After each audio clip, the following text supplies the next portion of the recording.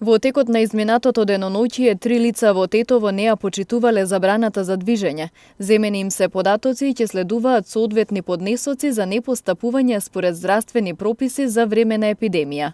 Според статистичките податоци на СВР Тетово, решенија за изолација издадени им се на 8 мина во Тетово и 3 во Гостивар, додека изјава за изолација подпишале 11 лица во Тетово и 13 во Гостивар. Од СВР Тетово информираат и за 2 случаи на каснување од куче. Вчера 47-годишникот Тетовско Ларце пријавил дека претходниот ден околу 20 часот во селото неговиот малолетен син бил каснат од куче во пределот на десната рака, а бегајќи паднал и се здобил со тешки телесни повреди. 22-годишникот Гостивар вчера пријавил дека на 26 април годинава околу 21 часот пред стамбена зграда во Гостивар бил каснат од кучиња бездомници во пределот на левата рака и рацете.